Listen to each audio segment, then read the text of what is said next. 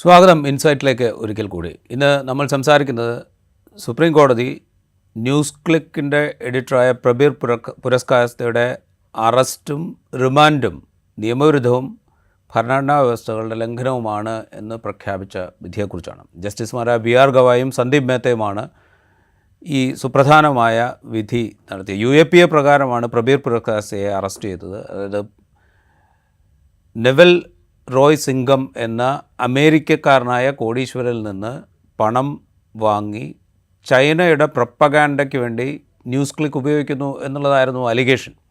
ഈ അലിഗേഷനെ തുടർന്നാണ് പ്രബീർ പുരസ്കാരത്തെയും അദ്ദേഹത്തിൻ്റെ HR മാനേജരെയും അറസ്റ്റ് ചെയ്യുന്നത്. HR മാനേജർ പിന്നീട് ഈ കേസിൽ മാപ്പുസാക്ഷിയായി അദ്ദേഹത്തെ കോടതി ജാമ്യം നൽകി വിടുകയും ചെയ്തു. ഇദ്ദേഹത്തെ പ്രബീർ പുരസ്കാരത്തെ കഴിഞ്ഞ 225 ദിവസമായി ഒക്ടോബർ 2021 ഒക്ടോബറിലാണ് അദ്ദേഹത്തെ അറസ്റ്റ് ചെയ്യുന്നത്. കഴിഞ്ഞ 225 ദിവസമായി അദ്ദേഹം തിഹാർ ജയിലിൽ കഴിയുകയായിരുന്നു. ഈ അറസ്റ്റ് തന്നെ നിയമവിരുദ്ധമായി പ്രഖ്യാപിക്കണം എന്നുള്ളതാണ് പ്രബീർ പുരസ്കാരസ്ഥയുടെ ആവശ്യമുണ്ടായിരുന്നത്. ആ ആവശ്യമാണ് ഇപ്പോൾ അംഗീകരിക്കപ്പെട്ടത്. ഈ വിധി എത്രത്തോളം പ്രാധാന്യമുള്ളതാണ് എന്നാണ് നമ്മൾ പരിശോധിക്കുന്നത്. നമുക്കിപ്പോൾ ഉള്ളത് സീനിയർ ജേർണലിസ്റ്റായ KJ ജേക്കബാണ്. ശ്രീ ജേക്കബ്, ഈ ഭരണകൂടം അവരുടെ നയങ്ങളെ വിമർശിക്കുന്ന, അവരുടെ അജണ്ടകളെ ജനങ്ങൾക്ക് മുമ്പിൽ തുറന്നു കാണിക്കുന്ന മാധ്യമങ്ങൾക്കെതിരെ നടപടിയെടുക്കാൻ തുടങ്ങിയിട്ട് കുറേ കാലമായി ഇന്ത്യ മഹാരാജ്യത്ത്. പല തരത്തിൽ, ഇപ്പോൾ ന്യൂസ് ക്ലിക്കിൻ്റെ കാര്യത്തിലാണെങ്കിൽ നേരത്തെ എൻഫോഴ്സ്മെൻറ്റ് ഡയറക്ടറേറ്റ് അവിടെ റെയ്ഡ് നടത്തുകയും വിദേശ നാണ്യ വിനിമയ ചട്ടം ലംഘിച്ചു എന്ന ആരോപണം ഉന്നയിക്കുകയൊക്കെ ചെയ്തിരുന്നു. ആ കേസിൽ കോടതി ഇവർക്കെതിരെ എന്തെങ്കിലും നടപടിയെടുക്കുന്നതിൽ നിന്ന് എൻഫോഴ്സ്മെൻറ്റ് ഡയറക്ടറേറ്റിനെ തൽക്കാലത്തേക്ക് തടഞ്ഞു വെച്ചിരിക്കുകയായിരുന്നു. അതിന് പിറകെയാണ് UAPA ചുമത്തിക്കൊണ്ട് ഡൽഹി പോലീസിൻ്റെ സ്പെഷ്യൽ സെൽ പ്രബീർ പുരസ്കാരത്തെ അറസ്റ്റ് ചെയ്യുന്നത്. അപ്പോൾ ഈ അറസ്റ്റ് തന്നെ നിയമവിരുദ്ധമാണ്. അറസ്റ്റ് ചെയ്യുമ്പോൾ എന്തിനാണ് അറസ്റ്റ് ചെയ്തതെന്നുള്ള കാരണം അറസ്റ്റിലാകുന്ന ആളെ ബോധിപ്പിക്കേണ്ടതുണ്ട് എന്ന പ്രാഥമികമായ ഉത്തരവാദിത്വം പോലും നിർവഹിച്ചിട്ടില്ല എന്നാണ് കോടതി ചൂണ്ടിക്കുക. ഈ കോടതി വിധിയെ എങ്ങനെയാണ് കാണുന്നത്? ഏത് വിധത്തിലാണ് നമ്മളതിനെ മനസ്സിലാക്കേണ്ടത്? ഈ അറസ്റ്റിനെയും ഈ കോടതി വിധിയെയും അവർ രണ്ടിനും ഒരു പാറ്റേൺ ഉള്ളതുപോലെ എനിക്ക് തോന്നുന്നു. ഈ അറസ്റ്റിന് മാത്രമല്ല, ഇതിന് മുൻപുള്ള മറ്റു ചില അറസ്റ്റുകൾക്കും. ഇപ്പോൾ ഇതുപോലെ തന്നെ UAPA കേസിൽ അറസ്റ്റ് ചെയ്യപ്പെട്ടുള്ള ഒരാളായിരുന്നു പ്രൊഫസർ സായി ബാബ. ഏകദേശം 80-90% പിന്നെ മൊബിലിറ്റി ഇല്ലാത്ത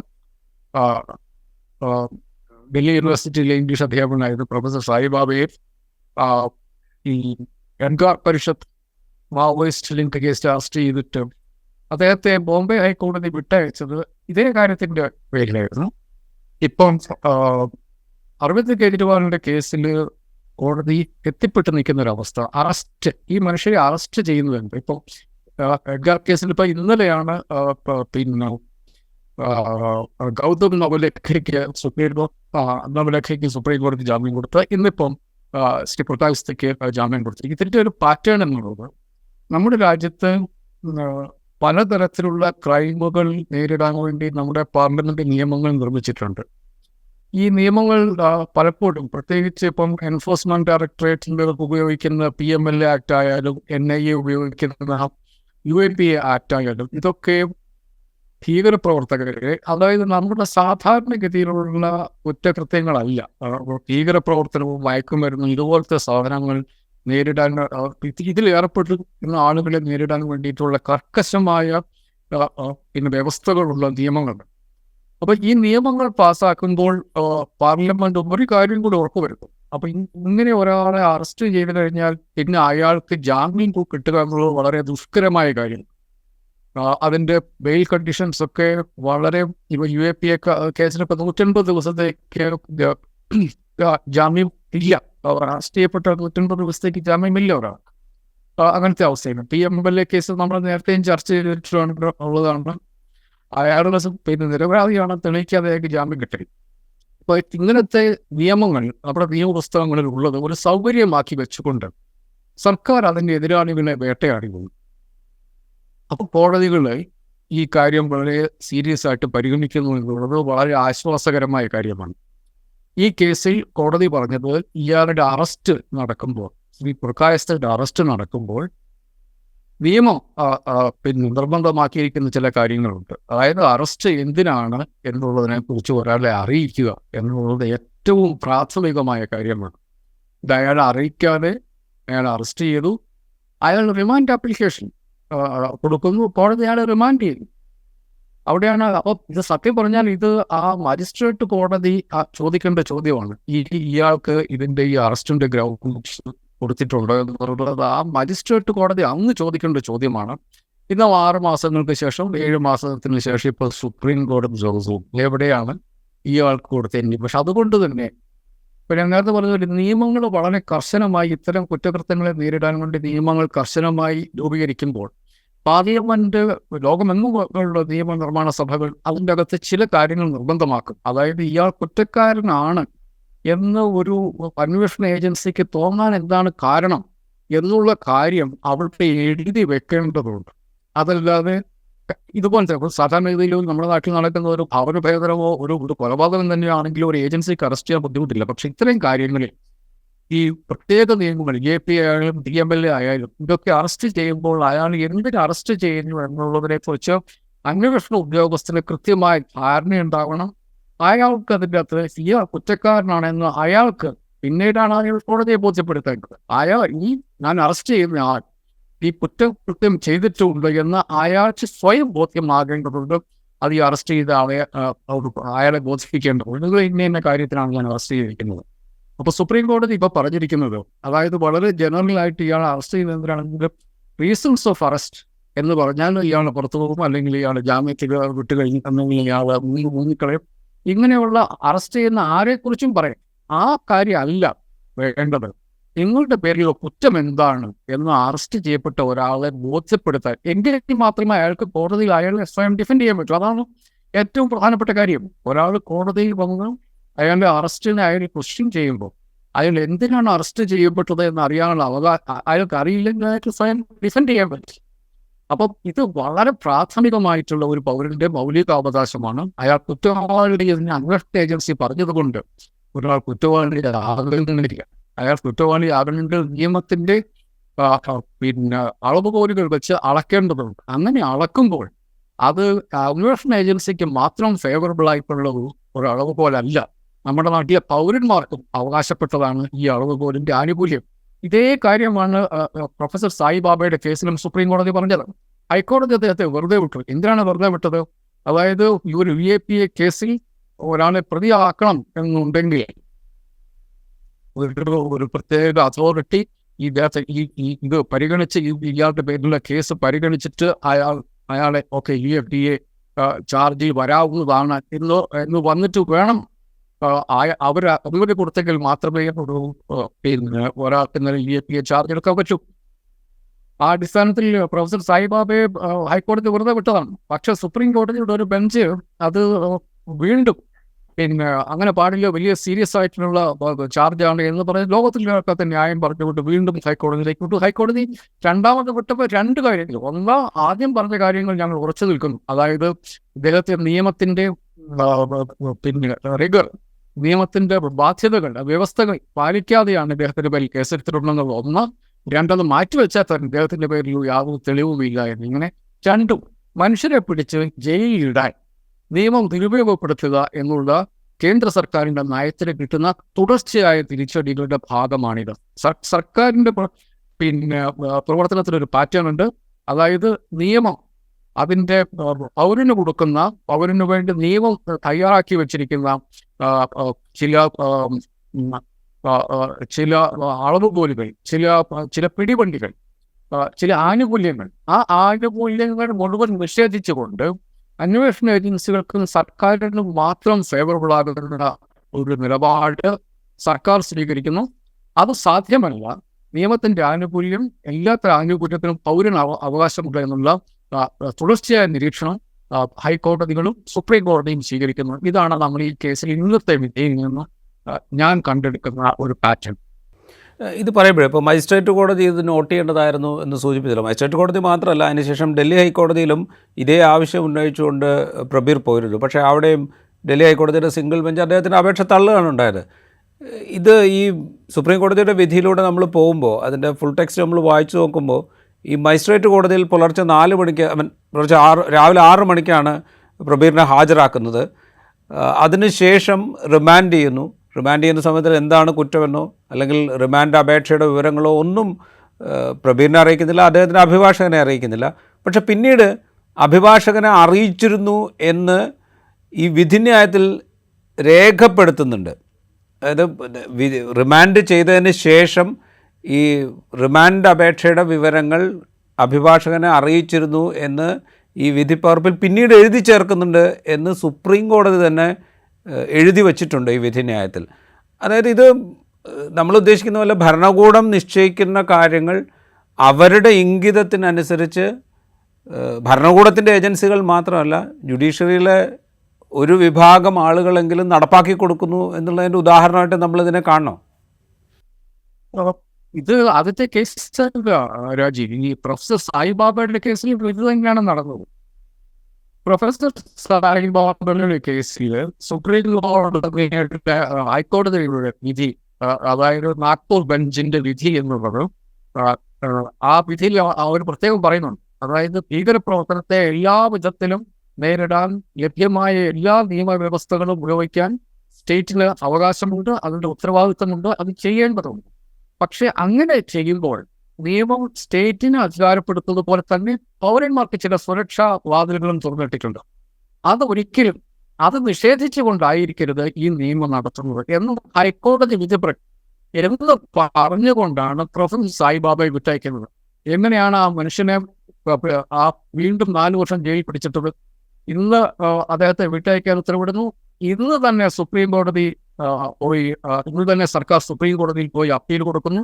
നാളെ രാവിലെ, നാളെ ഒരു ശനിയാഴ്ചയാണ്, ആ സുപ്രീം കോടതി അവധിയായിരുന്ന സുപ്രീം കോടതിയിലെ സ്പെഷ്യൽ ബെഞ്ച് ഇത് കേൾക്കുന്നു. എന്നിട്ട് ഹൈക്കോടതി വിധിയിൽ മെറിറ്റിനെ കുറിച്ചല്ല പറയുന്നത്, ഇദ്ദേഹത്തിന് മേലുള്ള ആരോപണം വളരെ വലുതാണ് എന്ന് പറഞ്ഞിട്ടാണ്. ആരോപണം എന്തായാലും, ആരോപണം ഈ കേസിലും സുപ്രീം കോടതി പറഞ്ഞത് ഞങ്ങൾ ഇതിന്റെ മെറിറ്റിലേക്ക് പോകുന്നില്ല, പ്രത്യേകം പറഞ്ഞിട്ടുണ്ട്. ഈ അറസ്റ്റ് നിയമവിരുദ്ധമാണ്, അതുകൊണ്ട് അയാൾ വിട്ടയക്കണം. ഈ കാര്യം സുപ്രീം കോടതിയുടെ ഇതേ ബെഞ്ച്, സുപ്രീം കോടതിയിലെ ചില ജഡ്ജിമാരുണ്ടത്, ഇതാ നമ്മൾ പറഞ്ഞിട്ടെന്താ കാര്യം? ഇത് കഴിഞ്ഞ് മനുഷ്യാവകാശ കമ്മീഷൻ ചെയർമാനൊക്കെ ആയിട്ട് പോകാൻ വേണ്ടിയിരിക്കുന്ന ആളുകളിലേക്ക് ഈ ഒരു ജഡ്ജ്, അവർ 2 പേരുടെ ഒരു ബെഞ്ച് കൂടിയിട്ട് ഈ 90% അനങ്ങാൻ വയ്യാത്ത ഈ മനുഷ്യനെ വീണ്ടും ജയിലിൽ പിടിച്ചിട്ട് പറഞ്ഞ കാരണം എന്താണെന്ന് വെച്ചാൽ അദ്ദേഹത്തിന്റെ പേരിൽ ആരോപണം ഗുരുതരമാണ്. അപ്പം നിയമവ്യവസ്ഥ അന്വേഷണ ഏജൻസി ലംഘിച്ചത് ഒരു വിഭാഗം ജുഡീഷ്യറിയിലെ ഒരു വിഭാഗത്തിന് വിഷയമല്ലാതാവുന്നു എന്നുള്ളത് അങ്ങേയറ്റം ഖേദകരമായ കാര്യമാണ്. അതാണ് ഞാൻ പറഞ്ഞുതരാം. ഹൈക്കോടതി എന്നിട്ട് ഈ വിധി രണ്ടാമതും പരിഗണിക്കാൻ ഹൈക്കോടതിയിലോ പറഞ്ഞു. പക്ഷെ ഹൈക്കോടതി ജഡ്ജിമാർ അപ്പോഴും നിയമത്തിൽ ഉറച്ചു നിന്നു. അവരെ കേസിന്റെ മെറിറ്റിലേക്ക് കടന്നിട്ട് അദ്ദേഹത്തിന്റെ പേരിൽ തെളിവില്ല എന്ന് പറഞ്ഞു. 2, അദ്ദേഹത്തിന് അറസ്റ്റ് അല്ലെങ്കിൽ തന്നെ പ്രമാഫേസി ആദ്യത്തെ നടപടി എന്ന നിലയ്ക്ക് തന്നെ ആ അറസ്റ്റ് നിയമപരമല്ല എന്ന് ആ 2 വിധിയും പിന്നെ നാഗ്പൂർ ബോംബെ ഹൈക്കോടതി, നാഗ്പൂർ ബെഞ്ച് അവരുടെ ഫൈനൽ വിധിയിൽ ഈ 2 കാര്യങ്ങളും അവർ പറഞ്ഞത് എന്ന് വെച്ചാൽ ഈ പൗരന്മാർക്ക് പറ്റുന്ന ന്യായമായ കാര്യങ്ങൾ കിട്ടാതിരിക്കാൻ വേണ്ടിയിട്ടുള്ള ഭരണകൂടത്തിന്റെ ശ്രമം, ഇത് നമ്മൾ നിർത്തുന്ന ക്രിറ്റിസിസം മാത്രമല്ല. സുപ്രീം കോടതി ചീഫ് ജസ്റ്റിസ് ഇത് പല പ്രാവശ്യം പറഞ്ഞിട്ടുണ്ട്. ജസ്റ്റിസ് ദീപക് ചന്ദ്രചൂഡ് എന്തുകൊണ്ടാണ് ഇത് ജാമ്യാപേക്ഷകൾ ഇത്രയധികം സുപ്രീം കോടതിയിലേക്ക് വരുന്നത്, എന്തുകൊണ്ട് മജിസ്ട്രേറ്റ് കോടതികളും പിന്നെ സെഷൻസ് കോടതികളും ജാമ്യം കൊടുക്കുന്നില്ല എന്നുള്ളത് സുപ്രീം കോടതി ചീഫ് ജസ്റ്റിസ് പല പ്രാവശ്യം ചോദിക്കുന്ന കാര്യമാണ്. അപ്പൊ ഇത് ഞാനിത് പലപ്പോഴും ആലോചിച്ചില്ല. എസ്പെഷ്യലി ഈ കള്ളപ്പണം വെളുപ്പിക്കുന്ന തരം നിയമം അനുസരിച്ച് ED അറസ്റ്റ് ചെയ്യുന്ന കേസുകളിൽ എന്താണ് ഈ കേസ്, ഇതിന്റെ പുറകെ എവിടെയാണ് ഇതിന്റെ ട്രെയിനിങ്? കാരണം ഇത് അറസ്റ്റ് ചെയ്യുമ്പോൾ ഈ നിയമത്തിൽ നമ്മൾ നേരത്തെ ചർച്ച ചെയ്തിട്ടുള്ളതാണ്. ഈ നിയമത്തിൽ പറഞ്ഞിരിക്കുന്ന കാര്യങ്ങൾ എന്നുള്ളത് ഒരാൾ കുറ്റക്കാരനാണ് എന്ന് വിശ്വസിക്കാൻ ആവശ്യമായ തെളിവുകൾ ഒരു ഉദ്യോഗസ്ഥന്റെ കയ്യിലുണ്ട് എങ്കിലാണ് അയാൾക്ക് അറസ്റ്റ് ചെയ്യാൻ പാടുള്ളത്. മെറ്റീരിയൽ ഇൻ പൊസഷൻ, അയാളുടെ കയ്യിലുള്ള തെളിവുകളുടെ അടിസ്ഥാനത്തിലാണ് അയാൾ ഒരാളെ അറസ്റ്റ് ചെയ്യുന്നത്. എന്തിനാണ് നിങ്ങൾ ഇയാളെ അറസ്റ്റ് ചെയ്തത് എന്നുള്ള ഒരു ചോദ്യം നമ്മുടെ നാട്ടിലെ സെഷൻസ് കോടതികൾ ചോദിക്കുന്നില്ലാത്തത് കൊണ്ടാണ് EDയെ ഇങ്ങനെ സർക്കാർ ദുരുപയോഗപ്പെടുത്തുന്നത്. വളരെ വളരെ വളരെ ഓബ്വിയസ് ആണ്, വളരെ നമുക്ക് വളരെ എളുപ്പത്തിൽ മനസ്സിലാക്കാൻ പറ്റുന്ന കാര്യമാണ്. സർക്കാരിന്റെ ഇത് ഈ നിയമം ഞാൻ നേരത്തെ പറഞ്ഞു, നിയമം ഉണ്ടാക്കുന്നത് മയക്കുമരുന്ന് കച്ചവടക്കാരെ പിടിക്കാൻ വേണ്ടിയിട്ടാണ്. യൂറോപ്യൻ നിയമം ഉണ്ടാക്കിയിരിക്കുന്നത് ഭീകരപ്രവർത്തനം നടത്തുന്നവരെ പിടിക്കാൻ വേണ്ടിയിട്ടാണ്. അതിന് വേറെ ഒരു പാറ്റേൺ കൂടിയുണ്ട് രാജ്യം, ഞാൻ അതുകൂടി പറയണമെന്ന് വിചാരിക്കുന്നു. ഈ കേസുകളൊക്കെ സർക്കാർ ഇങ്ങനെ അവർക്കെതിരായി നിൽക്കുന്ന മനുഷ്യരെ പിടിച്ചകത്തിടുമ്പോൾ ഒന്ന് അവരുടെ നിയമം പൗരന് നൽകുന്ന ആനുകൂല്യങ്ങൾ എല്ലാം നിഷേധിക്കുന്നു. 2, ഇവരുടെ ഒക്കെ പ്രധാനപ്പെട്ട തെളിവ് എന്നുള്ളത് ഇവരുടെ കൂടെ നിൽക്കുന്ന ഏതെങ്കിലും ഒരു മനുഷ്യനെ മാപ്പുസാക്ഷിയാക്കി കൊണ്ടുവന്നിട്ട് അത് ഉപയോഗിച്ച് ഇയാളെ കുറ്റം വിധിക്കുക എന്നുള്ളതാണ്. നമ്മുടെ നിയമത്തിൽ മാപ്പുസാക്ഷി പിന്നെ ക്രിമിനൽ പ്രൊസീജിയർ കോഡിൽ മാപ്പുസാക്ഷി എന്നുള്ളത് വളരെ കൃത്യമായി നിർവചിക്കപ്പെട്ട കാര്യമാണ്. പക്ഷെ ഈ മാപ്പുസാക്ഷിയുടെ പിന്നെ സാക്ഷ്യം പറച്ചിൽ കൊണ്ട് മാത്രം ഒരു കുറ്റം തെളിയിക്കാൻ പാടില്ല എന്ന് സുപ്രീം കോടതി വിധിയായിരുന്നു. അത് ഒരു സാഹചര്യം തെളിവിന്റെ വിലയും അതുകൊള്ളൂ. അപ്പൊ അതല്ലെങ്കിൽ അന്വേഷണം മുമ്പോട്ട് പോകാൻ ഏജൻസിയെ സഹായിക്കാൻ വേണ്ടിയിട്ടാണ് പലപ്പോഴും മാപ്പുസാക്ഷികളുടെ മൊഴികൾ മാത്രം. ഈ കേസിൽ അതൊക്കെയാണ്. റോബിൻഹുഡ് കേസിൽ അദ്ദേഹത്തിന്റെ HR മാനേജർ മാപ്പുസാക്ഷിയായി മാറി. എന്നിട്ടാണ് അതിന്റെ പേരുള്ള കേസ് മുമ്പോട്ട് പോകുന്നത്. ഇങ്ങനെ നിയമത്തിൽ പൗരന് കൊടുക്കുന്ന എല്ലാവിധ ആനുകൂല്യങ്ങളും റദ്ദാക്കി, നിയമത്തെ ദുരുപയോഗപ്പെടുത്തി, നിയമവ്യവസ്ഥയെ ദുരുപയോഗപ്പെടുത്തി, കേസ് അന്വേഷിക്കാൻ വേണ്ടി അന്വേഷണ ഏജൻസിക്ക് നടക്കുന്ന ആനുകൂല്യങ്ങളെ ദുരുപയോഗപ്പെടുത്തി, മനുഷ്യരെ ഒറ്റപ്പെടുത്തി ജയിലിലിടുക എന്നുള്ള അത് അവസാനത്തെ വിധി എന്തായാലും സർക്കാരിന് പ്രശ്നമില്ല. ഈ പ്രോസസ്സാണ് ഇതിൻ്റെ ശിക്ഷയായിട്ട് മാറുന്നത്. ഇപ്പം പ്രൊബേഷ് കഴിഞ്ഞ ഒക്ടോബർ 3 അറസ്റ്റ് ചെയ്യപ്പെട്ടു. അദ്ദേഹം ഇന്നിപ്പോൾ നമ്മൾ മെയ് 15 ഈ കാലം ജയിലിലാണ്. അരവിന്ദ് കെജ്രിവാൾ ഏകദേശം ഒരു മാസത്തോളം മാർച്ച് 22 തുടങ്ങി കഴിഞ്ഞ ദിവസം വരെ അദ്ദേഹം ജയിലിലാണ്. സഞ്ജയ് സിൻഹ 1.5 വർഷത്തോളം ജയിലാണ്. മനീഷ് സിസോദിയ 1 വർഷത്തിൽ കൂടുതലായിട്ട് ജയിലിലാണ്. ഈ മനുഷ്യർക്ക് ജയിലിൽ കിടക്കുകയാണ്.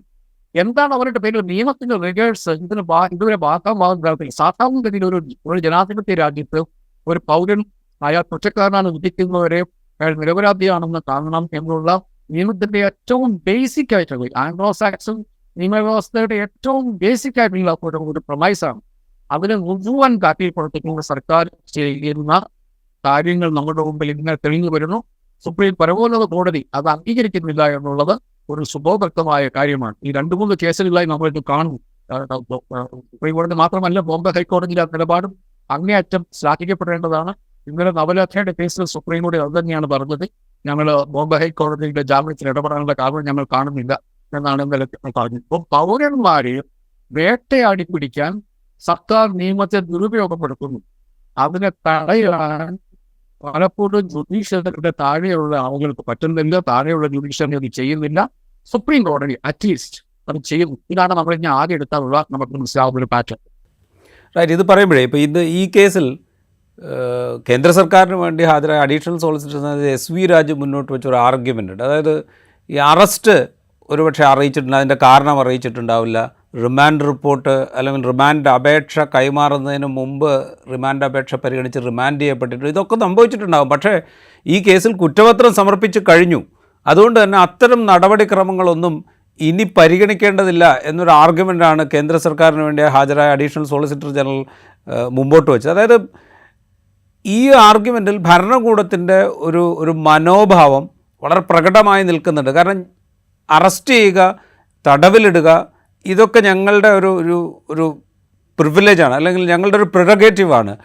അതിൻ്റെ അവസാനത്തിൽ ഞങ്ങൾ അതിൻ്റെ ചാർജ് ഷീറ്റൊക്കെ സമർപ്പിച്ച് അതിനെ സാധൂകരിച്ചുകൊള്ളാം എന്ന മട്ടിലാണ് കേന്ദ്ര സർക്കാർ ഇതിനെ സമീപിക്കുന്നതെന്ന് തോന്നുന്നു. അതാണ് നിയമത്തിന്റെ ദുരുപയോഗം. ഈ നിയമങ്ങൾ ഇവർ കണ്ടെടുക്കുന്നത് അങ്ങനെയാണ്. നമ്മളൊരു 5 വർഷം മുമ്പ് ഒരു എൻഫോഴ്സ്മെന്റ് ഡയറക്ടറേറ്റ് എന്ന് പറയുന്ന സംഭവത്തെക്കുറിച്ച് നമ്മൾ എത്ര കേട്ടിട്ടുണ്ട്. വല്ലപ്പോഴും ഒരു കേസ് അവിടെ എങ്കിലും ചെയ്യാന്നുള്ളതല്ലാതെ ഇതിങ്ങനെ ഇവര് നിയമം കണ്ടെടുക്കുകയാണ്.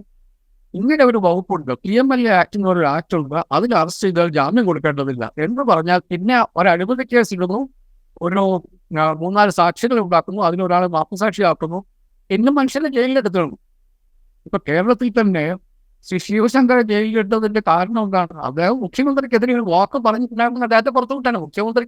അദ്ദേഹം തന്നെ പറഞ്ഞിട്ടുണ്ട്. അദ്ദേഹം കോടതിയിൽ കൊടുത്ത ഒരു ആപ്ലിക്കേഷൻ പറഞ്ഞിട്ടുണ്ട്. അദ്ദേഹത്തിന്റെ പുറത്തുണ്ടായിരുന്ന പ്രഷർ ഇതിനു വേണ്ടിയിട്ടാണ്. അപ്പൊ ഇങ്ങനെ മനുഷ്യരെ വേട്ടയാടി പിടിക്കാനും ജയിലിലിടാനും ഇവർ നിരന്തരം ചെയ്തുകൊണ്ടിരിക്കുന്ന ഒരു കാര്യമാണിത്. നിയമവ്യവസ്ഥ സർക്കാർ ലംഘിക്കുന്നു എന്നുള്ളതിനെ ന്യായീകരിക്കാൻ കൊണ്ട് സുപ്രീം കോടതിയുടെ അഡീഷണൽ സോളിസിറ്റർ ജനറൽ വന്നതെന്ന് വർത്തമാനം പറയുമ്പോൾ ഇതിങ്ങനെ ഇത് ഞങ്ങൾ അംഗീകരിക്കുന്നില്ല എന്നുള്ള മെസ്സേജ് സുപ്രീം കോടതി ഹൈക്കോടതികളും കൊടുത്താൽ, നിരന്തരമായി കൊടുത്തുകൊണ്ടിരുന്നാൽ, അതായത് നിയമം പാലിക്കാൻ സർക്കാരിന് ഉത്തരവാദിത്വമുണ്ട്.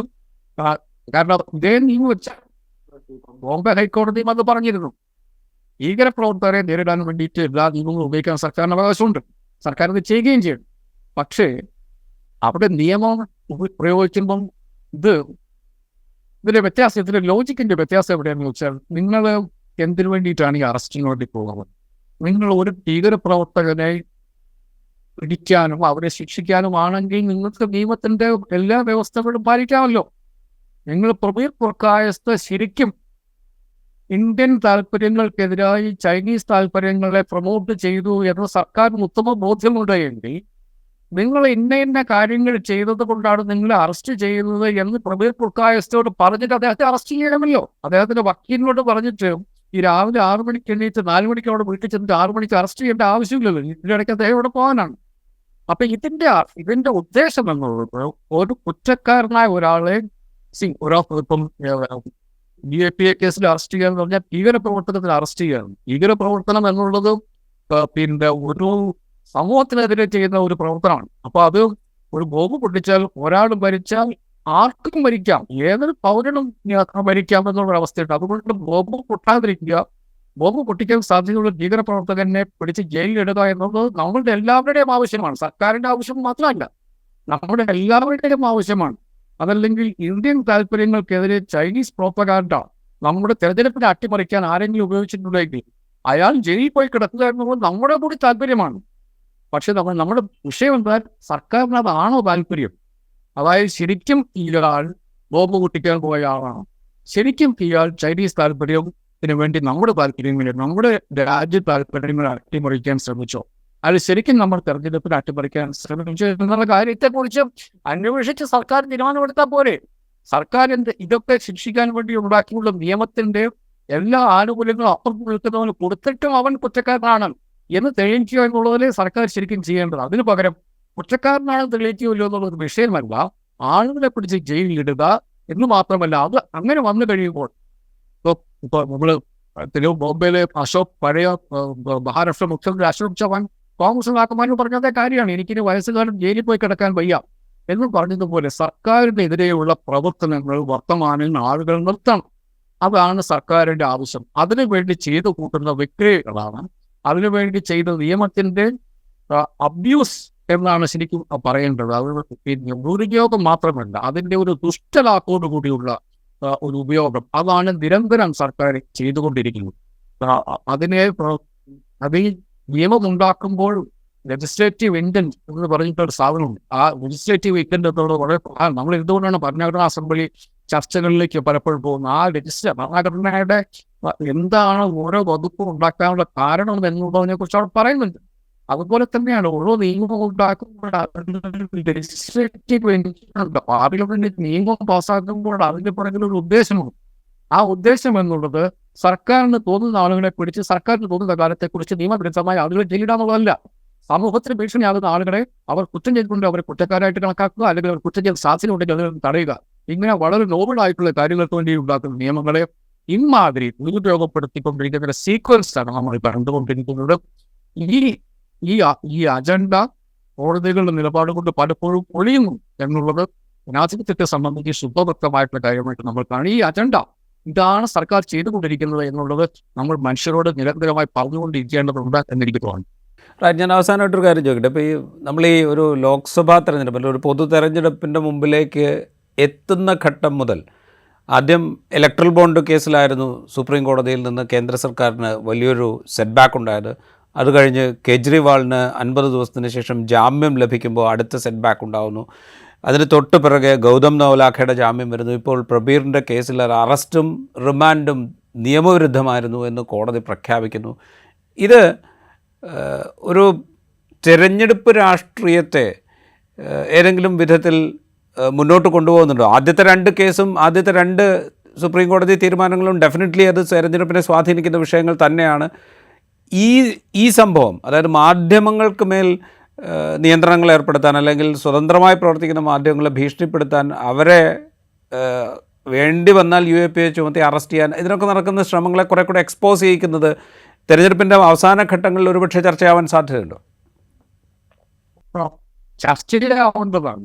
പക്ഷെ നമ്മളിതിൻ്റെ അകത്ത് നോക്കിയിട്ട് തെരഞ്ഞെടുപ്പിനെയും ജനാധിപത്യ സമ്പ്രദായത്തെയും കണക്കിലെടുത്തുകൊണ്ട് നടത്തി ഏതെങ്കിലും ഒരു വിധി എന്നുള്ളത് ശ്രീ കേജ്രിവാളിന് കൊടുത്ത ജാമ്യം മാത്രമാണ്. ബാക്കിയുള്ളതൊക്കെ നമ്മൾ നേരത്തെ പറഞ്ഞതുപോലെ മജിസ്ട്രേറ്റ് കോടതിയിലും സെഷൻസ് കോടതിയിലും വെച്ച് മനുഷ്യർക്ക് കിട്ടേണ്ട നീതിയാണ് ഇപ്പൊ കിട്ടിയിരിക്കുന്നത്. അപ്പൊ അതുകൊണ്ട് കേജ്രിവാളിന്റെ കാര്യത്തിൽ മാത്രമാണ് നമ്മളൊരു ഈ ലാർജർ ഡെമോക്രാറ്റിക് പെർസ്പെക്റ്റീവിൽ കോടതിയിൽ നിലപാടെടുത്തത്. ബാക്കിയുള്ളതൊക്കെ നിയമത്തിന്റെ തന്നെ ദുരുപയോഗത്തെ തടഞ്ഞു എന്നുള്ള കോടതിയുടെ പരമപ്രധാനമായ ധർമ്മം കോടതി നിർവഹിച്ചു എന്ന് മാത്രമേ നമ്മളത് കാണേണ്ടൂ. അത് കോടതിയുടെ ഒരു ഔദാര്യമൊന്നുമല്ല. കാരണം നിയമത്തിന്റെ വ്യവസ്ഥകളിൽ ലംഘിച്ച് ഒരു പൗരനെ അറസ്റ്റ് ചെയ്താൽ അയാളെ വിട്ടയക്കാൻ വേണ്ടിയിട്ടാണ് ഈ ജഡ്ജിമാരെ നമ്മളോട് വെച്ചിരിക്കുന്നത്.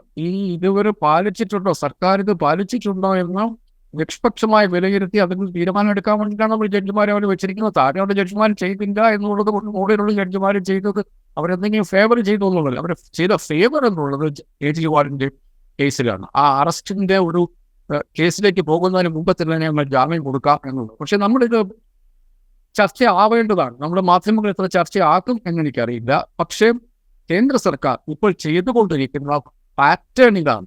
അവർക്ക് എതിരാളികളെ, മാധ്യമങ്ങളായാലും രാഷ്ട്രീയ പ്രവർത്തകരായാലും, ഞാൻ പറയുന്ന മാധ്യമങ്ങളെക്കാൾ കൂടുതലും രാഷ്ട്രീയ പ്രവർത്തകരെ, നേതാക്കന്മാരെ, മുഖ്യമന്ത്രിമാരെ ഒക്കെ വേട്ടയാടുന്ന ഒരു സർക്കാരാണ് കേന്ദ്രത്തിലുള്ളത്. അതിനുവേണ്ടി അവർ നിയമത്തെ ദുരുപയോഗപ്പെടുത്തുന്നു, നിയമത്തെ അങ്ങേയറ്റം ദുഷ്ടലാക്കുന്നതോടുകൂടി ഉപയോഗിക്കുന്നു എന്നുള്ള വസ്തുത എനിക്ക് തോന്നുന്നു മനുഷ്യർക്ക് മനസ്സിലാവാനുള്ള സാധ്യതയുണ്ട്. അത് ചർച്ച ആവേണ്ട വിഷയമാണ് എന്ന് ഞാൻ പറയും. പക്ഷെ എത്ര പേർ ചർച്ചയാക്കും, എത്ര ഇതിന്റെ അകത്തേക്ക് പോയി ഈ പാറ്റേണുകൾ ഐഡന്റിഫൈ ചെയ്യും, ഇത് എത്രത്തോളം നമ്മുടെ ജനാധിപത്യത്തെ ദുർബലമാക്കിക്കൊണ്ടിരിക്കുന്നതിനെ കുറിച്ച് ചർച്ച വരുമോ ഇല്ലയോ എന്ന് എനിക്കറിയില്ല. പക്ഷെ ഞാൻ വിശ്വസിക്കുന്നത് നമ്മുടെ രാജ്യത്തിലെ ഏറ്റവും സാധാരണക്കാരായ മനുഷ്യർക്കാണ് നമ്മുടെ രാജ്യത്തെ ഭരണകൂടത്തെക്കുറിച്ചുള്ള ഏറ്റവും കൃത്യമായ വിലയിരുത്തലുള്ളത് എന്നെനിക്ക് പലപ്പോഴും തോന്നിയിട്ടുണ്ട്. അടിയന്തരാവസ്ഥ കഴിഞ്ഞ് 2004 നമ്മൾ പല കാര്യങ്ങൾ പറയുന്നു. ഗുജറാത്തിൽ സംഭവിച്ചത് എന്താണ് എന്നുള്ളതിനെ കുറിച്ച് ഈ രാജ്യത്തെ മനുഷ്യർ മനസ്സിലാക്കിയത് കൊണ്ടാണ് ഇന്ത്യ ഷൈനിങ് ക്യാമ്പയിൻ പരാജയപ്പെട്ടതെന്ന് ഞാൻ വിശ്വസിക്കുന്നു. അതുകൊണ്ട് ഞാൻ ഇപ്പോഴും വിശ്വസിക്കുന്നു നമ്മുടെ നാട്ടിലെ ഏറ്റവും ദരിദ്രനായ, നിരക്ഷരനായ മനുഷ്യർക്കാണ് നമ്മുടെ രാജ്യം എങ്ങോട്ടാണ് പോയിക്കൊണ്ടിരിക്കുന്നത് എന്നുള്ളതിനെ കുറിച്ചുള്ള കൃത്യമായ ധാരണയുള്ളത്. അവർ ഇടപെടേണ്ട സമയത്ത് അവർ ഇടപെടും എന്നുള്ള ഒരു ധാരണ എനിക്കിപ്പോഴും. റൈറ്റ്. പ്രബീർ പുർക്കായസ്ഥയുടെ കാര്യത്തിൽ സുപ്രീം കോടതി എടുത്ത തീരുമാനം, അറസ്റ്റും റിമാൻഡും നിയമവിരുദ്ധമാണെന്ന് സുപ്രീം കോടതി പ്രഖ്യാപിക്കുമ്പോൾ അത് കേവലം ആ കേസിൽ മാത്രം ഒതുങ്ങി നിൽക്കുന്ന ഒന്നായി നമ്മൾ കണ്ടുകൂടാ. ഭരണകൂടത്തെ വിമർശിക്കാൻ ശ്രമിക്കുന്നവർ, ഭരണകൂടത്തിൻ്റെ തെറ്റായ നയങ്ങൾ ചൂണ്ടിക്കാട്ടാൻ ശ്രമിക്കുന്നവർ, രാഷ്ട്രീയ നേതാക്കളായാലും മാധ്യമങ്ങളായാലും, അവരെയൊക്കെ വേട്ടയാടാൻ ശ്രമിക്കുന്ന ഒരു ഭരണകൂടത്തിന് നൽകുന്ന ഒരു താക്കീതായി കൂടി വേണം നമ്മൾ സുപ്രീം കോടതിയുടെ വിധിന്യായത്തെ കാണാൻ. ഇൻസൈറ്റിൻ്റെ എപ്പിസോഡ് ഇവിടെ പൂർത്തിയാവുന്നു. മറ്റെപ്പിസോഡുമായി വീണ്ടും കാണാം.